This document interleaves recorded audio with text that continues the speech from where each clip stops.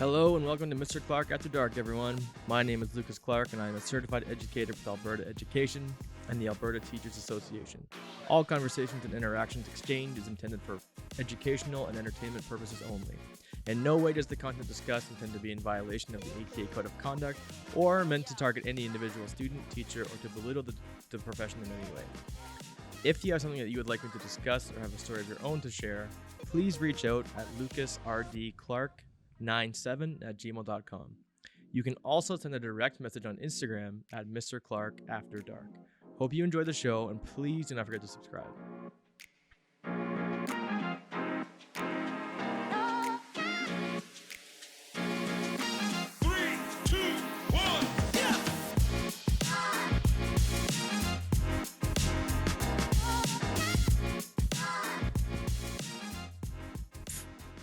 So far, you've essentially talked about like your main activities that you've done for like you took it from this teacher, that teacher, this teacher, etc.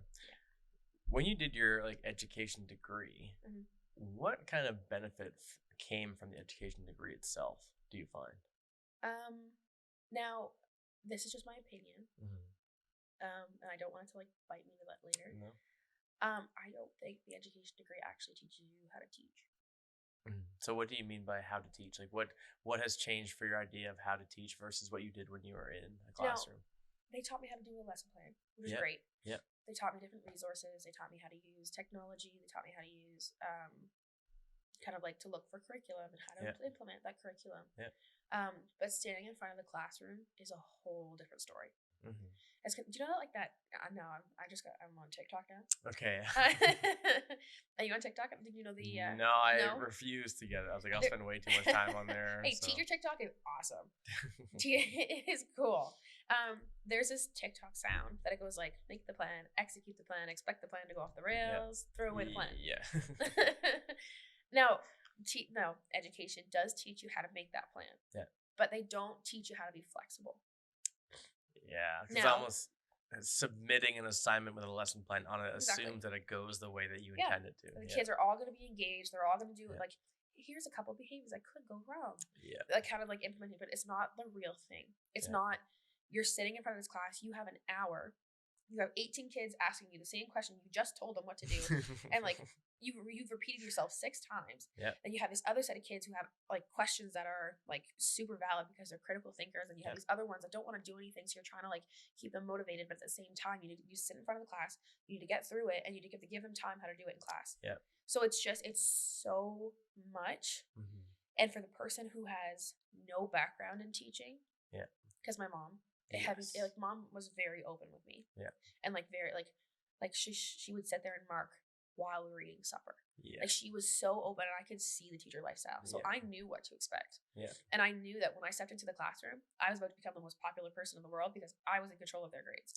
Yes. Or the little humans, depending on what you teach. But like to a person who only solely learned how to do the lesson plans, and you can go on Padlet and you can create this, and they're all going to love it, and they're all going to get engaged, and they're all going to give you their best. Right? That's not going to happen. Yes. And it was never shown. And now I'm seeing a lot of teachers who finish their education degree who do not want to teach. And that, to me, is how the education system kind of failed us. There should have been a lot more hands-on. A lot more. Yes, I agree that we should have learned the things like the cores that we've learned in university. So helpful.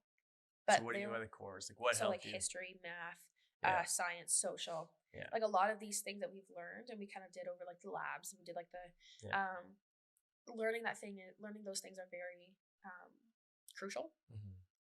But there were some courses that could have been taken out and should have been a lot more. Okay, here's what's going to happen. We have a couple schools who have volunteered. We're going to pair you guys up. We're going to put you guys in the school, and you are physically going to sit there and watch. You're going to read the plan that the teacher gave, and then you're going to watch how she or he delivers it. And then sitting there and watching it and going, well, that's not you were supposed to ask this question. And like for the literal brain, the person who literally thinks that this is supposed to go. And it sounds very far-fetched, but it's true. Yeah. It doesn't go up to the plan at all.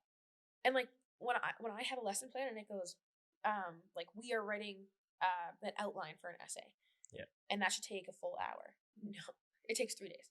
Yes. Like, and the amount, like, I am still learning what, like, the extent, like, how many hours it takes to do one single lesson. Or, like, I underestimate and I overplan. Yeah. Right? And yeah, it's not a bad thing. Yeah. But, like, you have to kind of remember that you're human. They're human. Some of us had bad days. Some of us have good days. Some of us get so much done that you got free time at the end. Yeah. And then some for of like us take multiple classes potentially. Yeah. Because and that's the.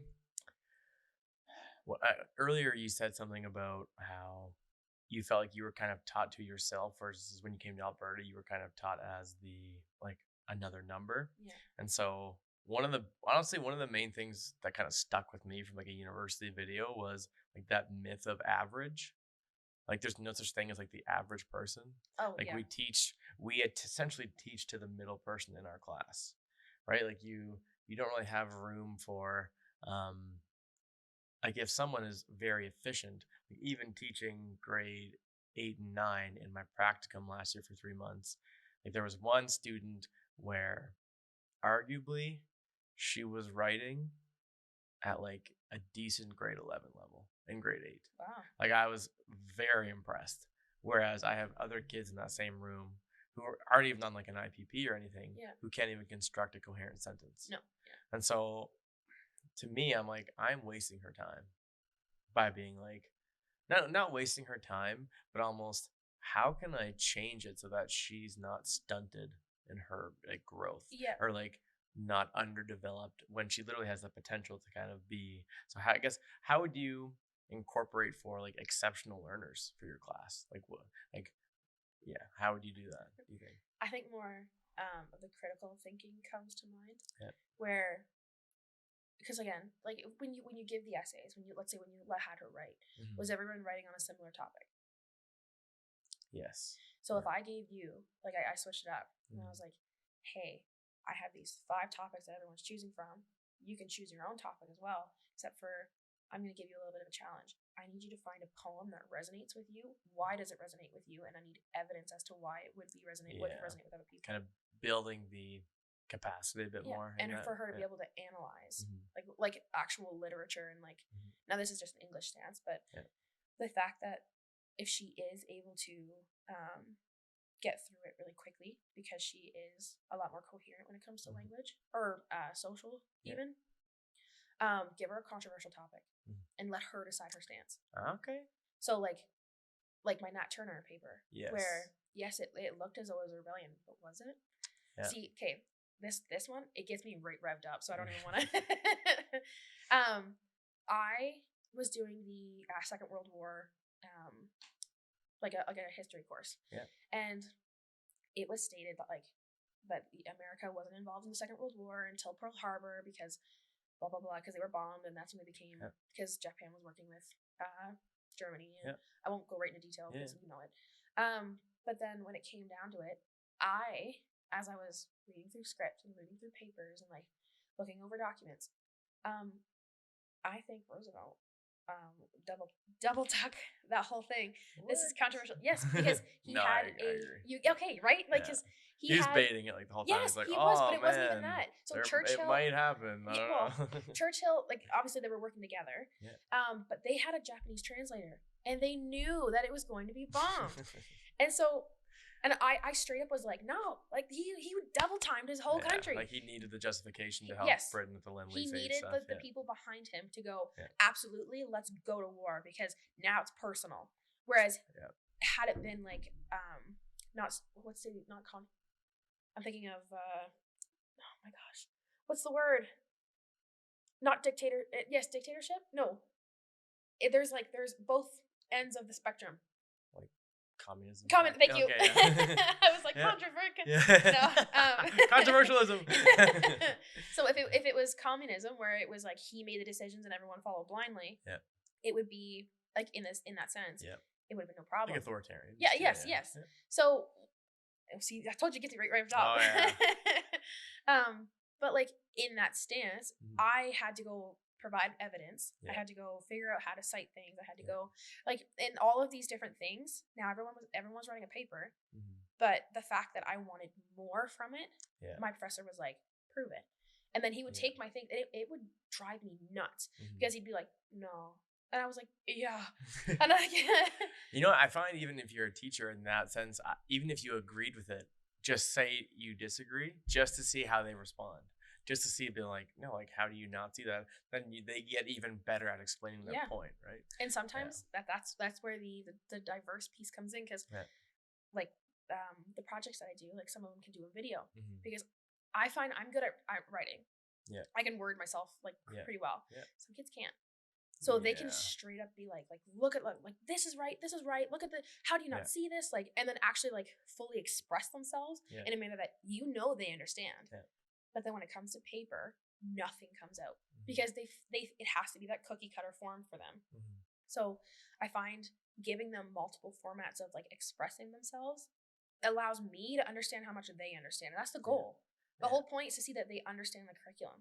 Yeah. So like, if I can, and like I understand your stance too, because I am so new, and I don't want people to think that I'm that teacher. Yeah. Like don't be that teacher. There's a certain thing. Even the fact that fear exists, like the idea that you could possibly be seen as being that teacher. The fact that entire dynamic exists is a huge problem, because like discouraging creativity is like, even if you think something is absolute bollocks initially, you might be like, oh, this actually works really well. Because I find a lot of times, like, you might have someone come in to your room for, like, you might have a great month, and then one day one bad thing happens, but then like an admin is in your room to see it. Yep. And so it's like, oh, you're incompetent. It's like, well, no, you just saw one thing. Yeah. And you didn't see what happened. Like, you don't know how what the student was like before I got here and how they've changed. And so I find there's like a lack of willingness to assume you're competent at your job. And that's like a hard, and that's the cookie cutter form. Yeah. It's this is what a teacher looks like. Please follow these guidelines. Have a good day. Yeah. And you're like, okay. Have a good day. So what was the, because for me, when it came to like my idealized version of what teaching was, like I was 19 years old, starting my history degree. I'm like, I love all this so much. I can't wait to get into a classroom. Everyone's going to love it just as much as I do. And I get there and they're like, I'm bored. And they're like looking at their phone, looking at TikTok, not teacher TikTok or educational TikTok. It's just random people dancing and over and over. And they have both headphones in, turned away from me. And I'm like, this is the Cold War. How are you not as like actively enthused as I am right now? And so that was kind of my expectation versus reality. And like, has that been the case for you? Like, you just don't receive the same like passion at all, and like how do you cope with that? Like, how do you manage that? So when I tell the kids that they have to read a short story, and that the short story is like thebomb.com and they are like, Miss, this sucks. You suck. A lot of the times, like I said, the underdog. So when I get right passionate about it, and I'm like, there was one kid, he hated the Dead Poet Society. Yes. I don't hate him. It's fine. But just like maybe. But no, like he was just like, this was so boring. And I was like, no, it's not. And like he would explain why. And I'd be like, no. Still critical thinking, I guess. I was like, but it's not, because well, look at this, like all of these like point A, B, C, D, E. And then he would just be like, no, because like this doesn't make sense. There's no like there's no climax to the story. There's no, and like, but he's arguing with me. Yeah, I guess that's not nothing. Where, you know what? An assignment to tell me why the story sucks. Yeah. That's not. You have to give them like their own. They have to be like, it's free expression. Yeah. It's the freedom. But no, it's more along the lines like when you show the passion for learning, they typically go like, "Miss, you're so lame." Oh yeah. And I go, "Yeah, what are you gonna do about it?" Like it's like you have to kind of like be the underdog. I'm okay with being the joke because I love this stuff. Like I'm so excited, and I literally put it on the Google Classroom. I was like, "We're watching Dead Poet Society. ... Be prepared for your mind to be blown." Oh yeah. And they were just like, "Miss, you're so lame." And I was like, "Yeah, bring popcorn though." I like soft troll in my Google Classroom and my email all the time. Like that's just Yeah, it's a guilty pleasure of mine. Like, so I put on GIFs every Monday too. Yeah. So like where they'll have like there was one GIF I had of a dinosaur running across, and they were. I mean, it makes them look at my Google Classroom, which is why I put them up there. But like, that's not a bad idea. Just like post memes in your classroom just to get like everyone to go on. So everyone goes on, and I see them on the Google Classroom looking at the meme, but they've seen the message. I don't know if they're reading it. But that's like classroom culture too. It's like everyone can talk with the meme when they get to class, and that's kind of the. It's kind of fun. Yeah. No, I just think that like the more you show the passion, and it may not be their pure passion, but the fact that like you're so in love with this topic. Have you ever felt stressed teaching? I felt stressed. I find you don't strike me as someone who was, even in your practicums, as someone who was like nervous to be at the front of the room. Like I felt like teaching, especially like your mom was a teacher, like you kind of. Like you're pretty ingrained in what teaching is, and you're kind of like, oh, like now this is my job. Like I don't really get that. I was terrified. See, so yeah. With mom being the nerd she is, she loved math. I hated math. Yes, hated. Yeah. But she would like. There was one time we made a joke, and they were planting trees in the side of the road. I was like a kid. Yeah. Planting trees in the side of the road. She goes, "Hey Nicole, what did a pine cone say when he grew up?" I was like, "What?" He goes, "Gee, I'm a tree," and I was like. And it was the fact that like it was the passion that she showed for the subject that made kids want to write. It made kids want to be there. And so, and I love reading. I love English. I love social. So when you show that kind of like, that like, I love this. I love you all. You hate it, but too bad because we're going to do it. And like the kids, they end up doing things. And like, I never push them when they just physically show, not just physically, even mentally, when they show they don't want to be pushed. Yeah. So like when I was done with math, mom knew when to back off. Yeah. Because you don't, it's kind of like teaching a kid to swim. You don't ever go to the point where they're exhausted because you don't want them to drown. Yeah. So you pick your battles, right? Yeah. Is this a hill you're going to die on? Yeah. Because when a kid is like, "Miss, I hate this topic. I hate poetry. I just can't." Yeah. And so I back off. But maybe he really likes to write about short stories. Maybe he's a big video gamer and he wants to steer into like what they actually are getting some enjoyment from. Suck the honey right out of it. Yeah. Like I like milk that cow because like the second they show interest in something that you're interested in, like be the underdog, be the lame person, show up and like like I had a teacher who loved science but would show up in like skirts of like chemistry, biology, all over the skirt. And it was so, she looked like Miss Frizzle. It was like you could tell she loved it, right? And so just that presence of like the chill, happy, you need an extension, don't worry about it, I'm glad you're trying. Yeah. Right? And yes, it consumes my entire being, but it's worth it for me. And that's just a personal opinion. Yeah. But I don't know, like you said, I did grow up with it, with my mom.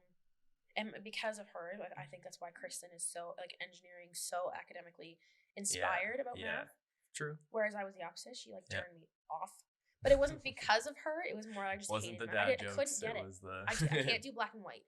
There has to be some kind of implementation for me or to like have an opinion. A way to think about it yourself. Yes, there has 100%. To be some kind of like of me. Yeah. It has to be a part of me in it. Because you feel like you feel like an itch to contribute to it. Yes. Not just be like, oh, now I also know how to do this formula. Yeah. So let me blindly follow this every single time and then get the answer. It's not. Some people say like math is kind of like the literature of like numbers and how weird people say. So like it makes sense because like sometimes numbers, whatever they do, they're out there hanging out right now. But like mom gets so inspired by it because like to her she could read that stuff like a book. Yeah. And she can like figure things out and she's like she's such a like a critical thinker and she'll do things on her own. Yeah. Whereas like I'm the opposite. I can take a text and read it 3 different ways. Okay, and even now, I'm kind of observing that you've said a few times like you don't mind being the joke. I feel like I prefer it actually because I mean people think about it. If you were so like I know everything, sit down, do this, do that. Yeah. There's no way to relate to that person. But if I walked in and I was like, I've had a full brain fart today. haven't had my coffee. What are we gonna do? Like they straight up, like they get so comfortable, and you're like, now some kids don't take me seriously because they were so Alberta raised. Yes. Yeah. But have they ever said they hated my class? No. Nope. Yeah. Now maybe not to my face, and I tell the kids too. I'm like, Yeah. if you're gonna talk about me, talk behind my back, because I mean I don't have time for that today. Yeah, 100%. I don't know. I'm just. But you seem very open to be like, let's just make mistakes and go with it. Even like a practical level, I've become more willing to be the joke. Like I find I've always been like, let's just say you're a student and it's first day of my practicum. Like I'll sit here and shoot the shit with you. Like I'm not gonna pretend I'm like this high and mighty teacher. But I found like the second I moved to teaching mode, I was like, I'd feel like someone like splash water on my neck, like the stress going down, and I would just be freaking out. I remember my first practicum teaching grade 8 social, the Aztec unit, and feeling so much pressure to be the person at the front of the room talking. So the school I did my first practicum at, even junior high, had 4 90-minute blocks. Okay. And so that's 90 minutes of teaching. 90 minutes. And so I was like, I need to talk about the Aztecs for 90 minutes a day. And I would just be like rambling, going like, not me, but I would have enough content prepared. Yeah. Like I would run out of time most days. But it was that over preparation of I need to be the one at the front of the room who's doing the teaching. But like I would stammer so much. But you know what? With grade 8 English, I was comfortable. Grade 8 social, I was comfortable. But then I also taught 30-1 English in that practicum. And it was 1984 George Orwell, which is, I mean, that's a pretty conventional grade 12 text. And I had read it before, but trying to give commentary on English when I have like no English background to like academic AP Westwood kids, I was like she would always ask me if I had anything to contribute, and I was like, no. I was like, you go ahead and take this one. I'll get the next one. Like, I'll be here, you know. But the back of your head, you're like, why do you want me? She was super chill in terms of like, I don't want to overburden you, because it was also during COVID. So she's like, we got kids in and out right now. We actually, in the 5 weeks, we had 2 weeks in person, 2 weeks out of school, and then 1 week in person. So that was kind of like the relay there. And so she said, I barely even know what we're doing right now. Like, we ended up listening to an audiobook over Zoom.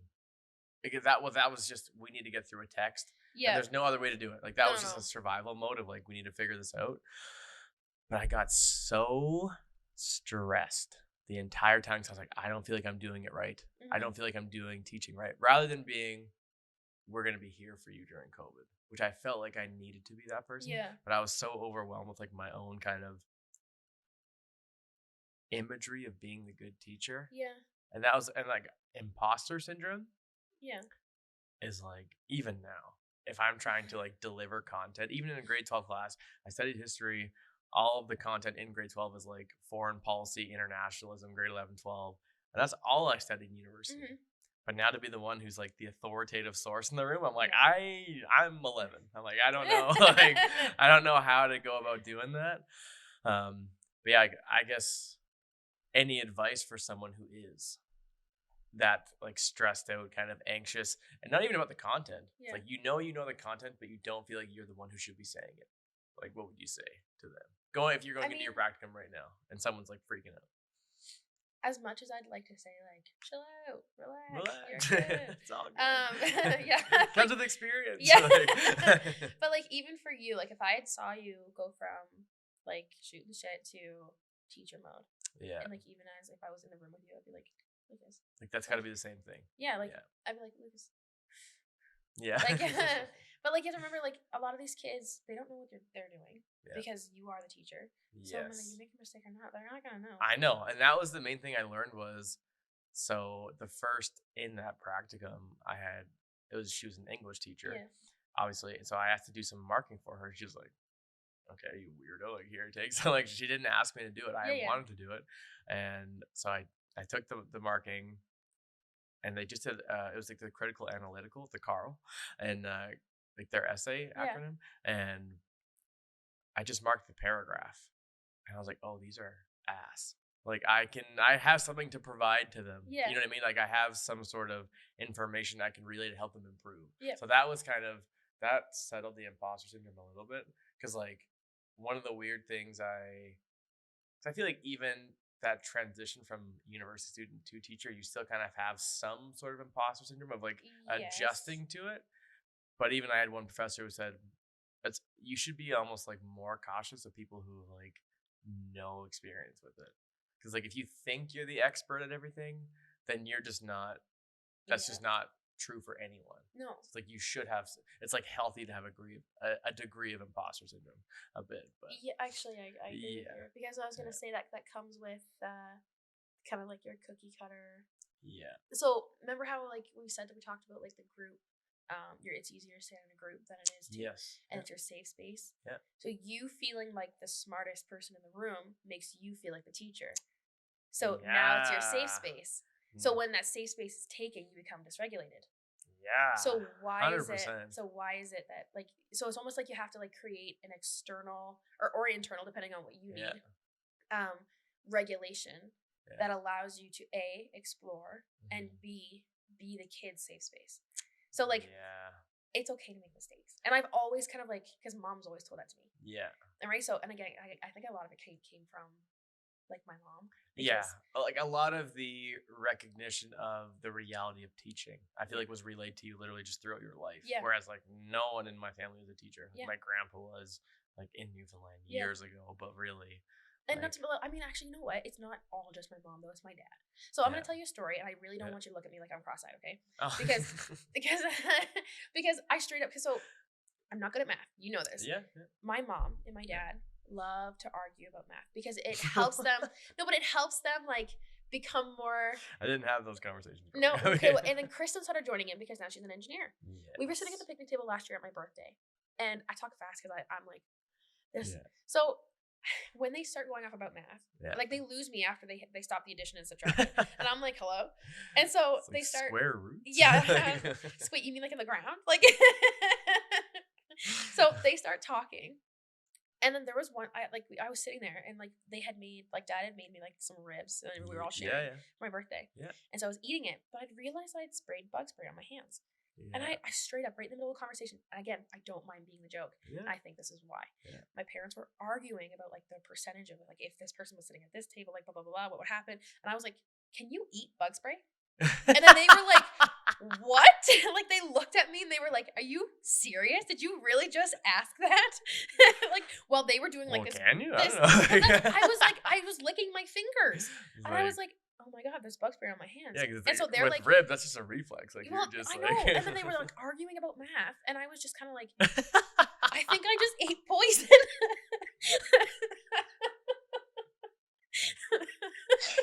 And this is what I mean. So growing up with that, and like, and don't like when it comes to certain things, like we all show our strengths. Yeah. But we all make sure that we're okay with being a joke, because when it comes to learning, it's not about who's the smartest in the room. It's about collaboratively having those academic they're actually all having a legitimate conversation about a problem. Yes. Not yelling at each other. They're right. It's like, what is this? No. Right? And that's like they're difference. They're proving the points, right? Yes. And sometimes it does get heated. Like we can't play Monopoly as a family. We play it once a year at Christmas because we leave like angry. Because it is like a rule in our house, we're not allowed to play Monopoly until it's Christmas. Because it's just straight, like just arguing across the table. I have videos. Now again, like I am full on underdog. I don't mind being, mainly because I think I'm more of like the artsy type, where I'm like I love the literature, I love like the history, and like it's all open for interpretation. Yeah. So how people interpret me is up to them, and and it has nothing to do with me. Yeah. So how I see myself is how I see myself, and again, that's the English part of me. Yeah. But they're all very literal. Mom is very like now she, I find, is artsy but with numbers. Kristen is very literal. Okay. Dad is very literal, right? Like very very intelligent. Yeah. And I am intelligent in my own ways. Yeah. But it's just like sometimes I become the black sheep. So Yes. I think being that black sheep has allowed me to kind of like come out in the classroom. Teachers in general are like usually the black sheep in their Yes, family. yes, That's what I've noticed. 100%. It's like 100%. we're not, like some people will say like, oh, education's easy to get into. It's like, well, even a lot of other professions they're not that much more difficult or even the same difficulty to get into. No. It's almost like I have noticed that though, like teachers for the most part, once you start talking to them, they're like, yeah, my whole family does all that, but I do this. Yeah. You know what I mean? It's like Yeah. they are very much kind of in their own lane. And don't get me wrong, like the fact it is easy to get an education, okay? Yes. And it's not as easy to get into engineering. No. But what you do with that degree defines who you are. So it's not, or I shouldn't say that. Well, actually, you know what? Yeah. Because it's your identity. You can get into it. Yeah. Congrats. Like, so did we. The difference is that, like, the way that you conduct yourself in the classroom and who you make to our future generation, I think has more to do with the degree than it does to actually, like, look at your grades and look at the actual degree and courses itself. Yeah. But yeah, so when it comes to being, I don't know, just sometimes people will have an opinion about you.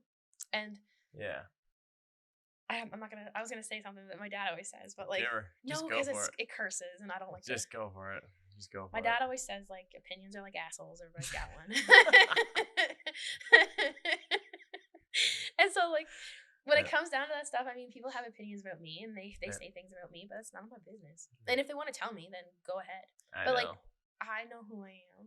And if you it's extremely healthy. Well, if you want to come in and like ask me and be like, what's the curricular aspect of this? I have things to back it up. Yeah, it's like, because or even if you just came up with it and you thought it was like, you know, this could work. If someone comes in, the thing about especially social, like it's the curriculum as a document of justification. Yeah. Like no matter what you're doing, if you're like relating to any sort of course content at all, there's going to be a way to relate it to those like general outcomes. Yeah. Like it's not going to be hard. So, but again, everyone will have their idea of how to reach the general outcomes and the educational outcomes. So teaching is, I find, an ongoing battle. Mm-hmm. It's like you're almost trying to prove with almost every other like black and white job of like, we're running these numbers today. We're doing these equations. We're doing this measurement. We're building this today. Like it almost seems like the work is more like if you're a carpenter and you're building a house, you see that house being built. You're like, oh, I did that. Yep. But teaching, you're almost, especially in the public, you're almost kind of constantly having to justify that you are doing something. And the kids have to have some kind of outcome out of it in order for you to get that. It's like, oh, you only have 9 assessments for this one. It's like, okay, well. But what kind of pressure are we putting on the kids and on ourselves? Like, people, we wonder why teachers get burned out so bad. Yeah. Like, why can't education be more along the lines of like what we learn and how we learn it based on what the outcome is? And everyone's like, but I don't see a mark. Yeah. Yeah. And so that's. Like, yes, some kids are going to bomb that exam. I have a 4.0 GPA in my Canadian and U.S. History. Yeah. But I bombed that social exam in grade 12. Yeah. And it's not my teacher's fault. Yeah. I cannot test. I'm awful at it. I know. And so I will say with teaching like grade 11 and 12 in Alberta for the year so far, everyone is pretty much your students' diploma results are not a reflection of you. I mean, to some extent, like if I just talk about dogs every day or cats every day, obviously they're not going to be as well prepared as if I actually just go. Even if I just stand and talk, I'm at least, it's not nothing. Yeah. But when it comes to the actual result, they say, don't take it personally. Just continue reflecting on yourself. Take it for what it is. Yeah. Maybe like, for example, the one thing I did know is if I was giving a kid a 60s on his essays and then he gets a 20, it's like, okay, maybe I am being too generous with my marks a little bit. Like I can see that negotiation, but that's like that's still not defining me. That's defining how I analyze them. Yeah. I think a lot of teaching has to do like what a lot of teachers, based on what I hear, a lot of teachers don't realize that you're not just their teacher, you're their parent. Yeah. When you grow up, literally if you look back and I was like, let's just say I was like, oh, like this happened in my life, this happened in my life, this happened in my life. It's all my parents' fault. What do you do when it comes to your academic career? Yeah. It's all my teacher's fault. So like, if you go, maybe you should have like. And that's another thing for students, I always say. So even last semester, I messed up an answer key when I put it through the Scantron for a quiz. And like my class average was 36%. I was like, oh my God. I was like, what did I do? I was like, we covered all this. Like I didn't know what happened. then we went through it as a class. And then as I was going through it, I was like, oh, shit. I messed up the thing. And one of my students was like, oh, just blame it on someone else as a joke.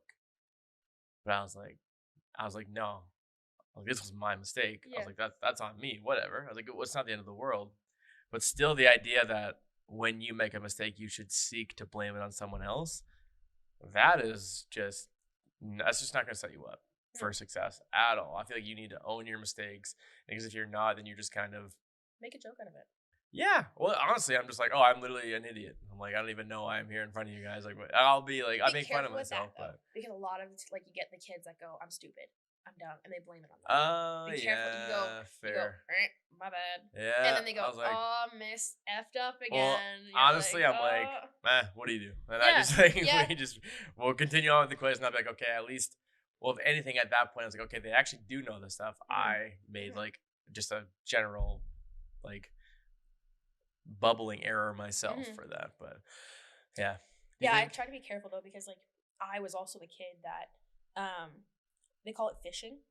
You know how like when you take the bait for negative comments, so you're literally going I just heard what you said. But like literally you're fishing for the negative aspects. So like when you get a bad grade, it's I'm stupid, I'm an idiot, I made a mistake, I can't make mistakes. And you go, just kidding, maybe should we keep the grade? And everyone's like, no. Like you make light of it. So whatever, I made a mistake, I'll just fix it later. Like it's not a big deal. And so like I find that like when you, because I used to use those words too, and then all of a sudden I was the stupid one, I was the idiot. I was like, oh, I made a mistake, I'm just stupid, whatever. Like you're watching, because realistically, even if you're not the smartest person in the room, it's like you still are their role model in a lot of ways. Even if they're 18, it's like even myself now, like I've said, I'm what separates me from my students is 6 years of university. But realistically, I'm not that much older than a lot of them, especially in grade 12. And like, even though you are kind of the older sibling age to a lot of them, you're still a teacher. So their idea of like a teacher is still attached to you. So you still have to maintain that kind of positive modeling in a lot of things. But and that's and even when I like, sometimes if I'm like tired or if I'm in a bad mood, I'm just like, I can't be like this. No. Usually it's just perk, another Keurig, and I'm fine. But and that's your regulation. 100%. So like literally, one of the things I was going to ask you was, even in elementary and junior high, any level, even subbing, how do you like, what strategies have you used or to like ensure you have the same level of energy for each class as they come in? Because that was like, I find like block 1, I'm breezy. Block 2, I'm pretty good. It's like block 3, I'm great. But it's block 4, like that initial, I'm like after lunch. It's just it's like I'm thinking senior high here. So senior high, it's like like the morning, I'm good. Even maybe like teetering toward the end of block 2, like maybe like toward lunch, I'm starting to kind of phase out. But then I always perk a coffee right after lunch. And I sip on that throughout the day. So I guess I'm trying to model the same kind of energy to you the entire time we're talking or I'm with you. Because if block 1 pisses me off, I shouldn't take that out on block 2. Or I shouldn't carry any of that with me. Like you kind of need to be like a goldfish a little bit. Like how do you do that? So if you think about the chocolate drawer, but my chocolate drawer is but like so think about like track and field. I ran track. I hated it, but I ran track. Does anyone really love it? I don't know. When you're doing long distance runs, you don't start off really fast. You start off slow. So having that routine in the morning, I find bottle is my go-to, and they love it, right? And it sets me up for success because I've reset. So like this is block 2. This is not block 1. Block 1 could have been hellions. They could have been absolute trash for me, like did absolutely nothing, yelled at me, called me names. I go, so I tend to make jokes about how my day is going. And so there was one kid that came in, I had a grade 8 class, and I was so dysregulated. And so what does dysregulated feel like for you? Frazzled. Like I feel so like all of a sudden I'm sweating. I just feel like my day isn't steady anymore. I don't feel stable. I don't want to be here anymore. I just want to go home. I want chocolate. I want, like, I'm an emotional eater. And I just straight up, like, I'm done. Like, don't get out of my face. Yeah. And I can't do that because that's not fair to them because they don't do it to me. Yeah. So they're excited to see you. Well, so, sorry. Continue on. I have to model the kind of behavior that even though I'm dysregulated, when they come in, they have to show the same thing. So I find for me, I'm straight up with them. I go, guys, I think I'm having a shit day. Yeah. And they go, what happened? Like, why? What's wrong? And so I go, kind of debriefing a bit. I debrief. I go, I am so dysregulated. I don't know if you guys are like this, but here's what we're going to do. Yeah. And so I kind of like brief out with them and then I make jokes. So I find the more jokes I make, the better. So not on their expense, but sometimes I have this kid who I have a nickname for him now because I literally could not say his name. I kept making, like, I don't want to say his name, but like, anyway, so because I kept calling him by an accidental nickname. Yeah. He's like, Miss, we need a nickname for you. And I was like, yeah, I'm Miss Sizzle. Welcome to my Hizzle. And so now they say, and they think I'm so lame. Sometimes I'll dab. Oh. And like, it's the smallest thing. I dab all the time. And that's all great. Of a sudden, they are so much like, Miss, you're so lame. And it's just like, I'm reset. This is a new class. Like, I made a joke about it. Lame. Yeah. It's time to just like, I gotta let go. Put it on a leaf and let it watch it go down the river. Like, it's done. Yeah. Okay, it happened. I'll restart tomorrow with that class. Yeah. But this is a new class. So let's try again. So I pop a little orange chocolate. And then I go, okay. Start with, and then I just go about your day. Just try again. Yeah, okay. Just try again. It's a new chapter. I like that. I like that. Try again. It's a new chapter. Because I find when I get dysregulated, it's almost like I don't know if it's dysregulated or caffeine crash or both. Tired's a different story. Well, like I find like my mental state goes from, because like right now how I'm talking to you, this is me all day. Yeah. Like if I'm like feeling good, every class it's like, all right, we're doing this today. We'll kind of get into it. I'm pretty good, but it's like I get like low social energy. That's kind of where I'm like, do I need to pick me up? And I'm like, did something happen that made me feel like this? It's like, when did my state change? And it's usually, I just assume it's like a caffeine crash as well, just like general tiredness throughout the day. Yeah. I don't eat much, like for what I eat through the day. I don't really eat lunch. Yeah. I eat like a breakfast and supper. So that's kind of my thing. So I'm like, do I need a snack? Like do I have, but yeah, that's, again, it's probably not healthy, but I guess black coffee is my regulator. Yeah. That's 100% for me. But I think when it comes to tired, that's a bit of a different story. Yeah. Like, how do you just deal with, like, it's like a Wednesday morning, you're kind of zonked, it's like you got a busy weekend before, and like maybe even in the future, it's like you're getting into like coaching and all this stuff. Like, I just got back from track and field provincials yesterday, and like now we go back to school tomorrow. Like, this is a Sunday morning that we're having this conversation, so it's like now tomorrow's Monday. We have a 5-day week. Like, we're getting into it. This Wednesday coming, it's like, well, how do you maintain energy? Like, how do you not be tired, I guess, rather than regulated? So, I mean, just regulated definitely comes with it. That's for sure. Yeah, like they are kind of hand in hand. But let's say I'm completely regulated, but I'm exhausted. Yes. Safe space. That's it. Because don't get me wrong, it helps with mental health. So what do you mean by safe space again? So safe space is like, it's basically the thing that you revert to go, like, this is mine and mine only. Yes. Nobody can bother me here. Okay. Right? So it doesn't have to be a physical place. It can be a mindset. It can be an object. It can be an action. Right? It's yours. It's yours. And what is yours again? Only. If you don't mind me asking? Technically, mine is like having my own little corner. I like to feel like this is my corner of the world. Nobody can touch me.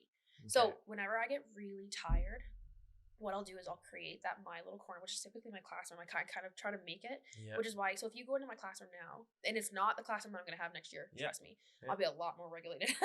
But but like that little corner that I created by my desk is my little regulation, my little safe space, because it has some of my favorite things. It has pictures. It's my little corner, and it has like a purposeful distraction a little bit. Yes, it's kind of the same. And if when I revert back to it, and I can kind of back up, and I know that I feel like cornered into my little space, I'm able to kind of like create my space while helping them make theirs. But at the same time, like when I get tired, having like behind my desk kind of giving instructions, sometimes I don't stand up in front of the class. Yeah. Because if I need to sit in my space, I'll sit in my desk and teach from there. Yeah. And I'm still talking to them. Yes. But it's the fact that my mind's like, you're in your corner. You're okay. Yeah. And it took me years to figure out how to create my own safe space. And like, you know what? A lot of adults can't yet. Yeah. Right? And that's it is hard to it's like hard. figure out what regulates you though, especially if you're like hectic and you do have like a traumatic past that's like Yes. you're constantly ruminating. You don't know what it's like to not be ruminating. Yes. That's like a big thing. Even I've noticed with like not other teachers, but just like some students, I almost find, especially the ones who are constantly distracted, they're always the exact same. Yep. Like they don't even know what it's like to not be in that state, right? So that's I guess that would be like a beneficial practice, because I guess we talk a lot about regulation and dysregulation, and I think a lot of the times it's like the teachers should know how to regulate that student, but no, they need to figure out, because like, you know what, we can't regulate 150 junior high kids. No, you have to be days. Realistic. Yeah, because you know what, but if we gave them the tools, like regulation tools, because like again, mine is kind of take a deep breath, get another cup of coffee. Yeah, like ours are completely different. Yeah, so it's like regulation is not one thing. Yeah, again, the non-black and white of like teaching, and you're dealing with people all the time. Even though they're kids, they're still humans. Like they're still people. They have their own process, and you get to show them kind of the, not the flaw, but like the aspect of their thinking that's leading them to feel that way. Yes. Because they might not even recognize what's changing their mood or what's dysregulating them. And that I find, like, I feel like the word trigger is overused, but like catching, like recognizing your triggers or recognizing when your mood state changes. That is huge for like, So, and that's the thing too, a lot of like, because there is still a stigma on mental health. Yeah. I think. And I don't know if that'll ever go away. Really, but like, I used to go see a counselor. I haven't since because of like me transferring to working instead of just in school. Yeah. But when it comes to that kind of thing, like she always talked to me about having a toolbox. Mm-hmm. Like, this is my little toolbox, and my toolbox has to have X, Y, and Z that make me feel better. Yeah. So being aware that it is okay to feel off and talk about it. It's all good to like not have a good day. Yeah. But like, go on. But like, it's not okay to take it out on others, and it's not okay to make others feel the way that you feel because you don't know what you're feeling, and it's not okay. Like, don't internalize it. But what we're saying, like, it's so controversial because you can say like, don't internalize it, but don't externalize it. But like, whoa. But it's okay to externalize it in like a polite and understanding manner. Yeah. You go, you know what, miss? I'm really not having a good day. I didn't sleep well last night, and like, I know it's not an excuse, but is it cool if I maybe like do this tomorrow? And I go, yes. Yeah. You know what? If you need 10 minutes on your phone, go to 10 minutes on your phone. Or go take, like, I know take a walk is a cliche, but I'm like, go look at the vending machine. Like, I don't know, like, just go, like, don't even, honestly, I'm with the purposeful distraction thing, I'm wondering if that would even be better. If, like, you said go for a walk, you say, go look at the picture by the office. Yeah. Or go look at that. That way they have, like, a kind of a goal in mind rather than just aimlessly walking. Because usually, unfortunately, our kids who are more dysregulated are more likely to be the ones causing havoc in the halls, etc. So, I mean, I guess maybe giving them a task, again, that's adding more to our plate. But which is obviously that's usually the answer to every teacher problem is, just go do more, figure out more. Yeah. But and I know because I am still young. Yeah. But I am a hugger. I know, like, junior high can be kind of bad. It can be kind of like, whoa, don't touch them. Because with little ones, like, they're hugging you all the time. Well, yeah, and sometimes you don't even expect it. But I mean, whoever says that elementary and junior high don't go hand in hand is a liar. Because I've had tears. I've had I can't zip up. Like, I need you to help me zip up my coat. I got that once, and I was like, oh my God. But the other day, one of my girls in my grade 8 classes was super dysregulated. Like, with the whole, like, friends and boyfriends and oh my gosh, the drama llama business. I call him the comma llama, but he's my comma llama because I don't do drama. But so I have so many. If you came into my class, you'd be like, what are you even talking about? And then like, so she's basically like, I gave her a hug and she was sitting in my arms and there was like mascara tears on my like neck and my chest because she was just like full bear hug. But like, that helped her regulate. Well, they might not be getting that from anyone. Right, and like sometimes like you have you ever heard of love languages? Yes. Hey, like you know how physical touch or like services, like that kind of stuff. Acts of service or like gifts or and sometimes like when it comes to understanding kids' regulation methods, they have to know what their love language is. Yeah. Because their love language releases that serotonin in their brain. Well, you need that comfort to learn. Exactly, right? Like that's it's like they revert back to being children and they don't know what to do. And even adults do it. I still do it. Yeah. So having like understanding your love language and understanding like the things that you do to get rid of that frustration that may cause harm. Mm-hmm. Sometimes it's just really easy for us to, or not easy. Sometimes it's essential for us to kind of be like, hey, like here's what we're gonna do. Would this help? Would this help? Do you need a hug? Do you want to go for a walk? Do you need ice? And I know everyone always asks me, like, they're crying. Why would they need ice? But having that physical coldness. Yeah. Like, just something to, like... Yeah. Because I think it's, like, where all of, like, your main... sensories. Like, heat... No, it's, like, where your heat escapes your body. I think I heard on another podcast, it was, like...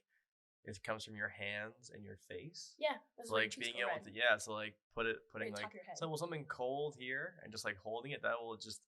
It kind of brings you back down. It's purposeful distraction. Yeah. It's like a purposeful change in your state. Yeah. Because again, like even if it's like you put it in hot water, or like you go wash your hand, like you're doing something to kind of change, or you do 10 push-ups, like anything to kind of just revamp that state. Exactly. Exactly. Yeah. And so I just think that like. If we weren't so focused on what the kids are learning, how they're learning it, and the marks that go with it, if we were more look at like, it's kind of like look at the person, not the curriculum. The myth of average. Yeah. Oh, yeah. There is no average. So I have one more question for you. And then we're done? Yeah. Okay. I have to pee. Okay. I told you, see? Underdog. It's okay. No, that's fine. So... I heard a quote once. I loved it. Mm-hmm. It was like, education is what remains after you forget everything you have been taught. So my question for you is, outside of learning, just for like life itself, what do you hope that your students get from having you as a teacher specifically that you want them to carry with them as they go forward? I hope they look back and they go, I loved that class. I was so comfortable in that class. Yeah. I just felt like I could be me. And, like, I want them to know that, like, I am their safe space. They're not going to remember what you teach. I mean, I can't. The teachers that I remember, I don't remember a single thing that they said. I don't think I ever paid attention. But, like, it was the fact that I could go up to one of my teachers, and he was my top favorite. Yeah. I loved him. Yeah. And I could go up to him and be like, I'm having an awful day, and just cry. And then he would be like, do you want to, like, sit in the back with your friend today? And I was like, yes. And the fact that he leveled with me like I was a human. Like it wasn't about the curriculum. Now. Yeah, it wasn't just get over it, we have stuff to learn. Yeah. It was more like, it's more about like how you treat them and how you want to be treated, and like I am a human being and like I'm here to learn, but like I really want my kids to come in and just be like, I feel like I can be myself. Yeah. So for instance, there's a kid who really, really hates writing essays, but writes songs. Okay. And he brought his, because he likes poetry, but like his poetry. Mm-hmm. And so I brought over, because I was at Kohl's, and I was like, oh my God, like it has like his initial on the journal. So so cool. Bought it because it was a gift card from one of my grade 3s. So, but then I bought it and I slipped it into his backpack, and he was blown. And like the fact that like he was just like, Miss, like you didn't have to do that, like da da da. And I've never seen any of his poems. But the fact that he likes to do it, and I've seen him write them, it was just, he comes in, he says good morning to me, he comes like, he is a whole different, and like, I feel like maybe he feels a little more accepted in the class, and he's not just another kid being taught another thing. Yeah. So like, All right, I love it. All right, well, thank you for coming on. I appreciate it, Miss North. Thank you very much. Thanks. All right.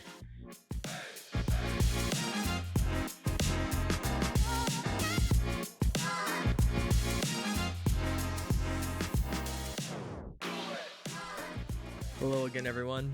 Just want to say thank you for taking the time out of your day to listen to this conversation, and hopefully you enjoyed the conversation just as much as I did.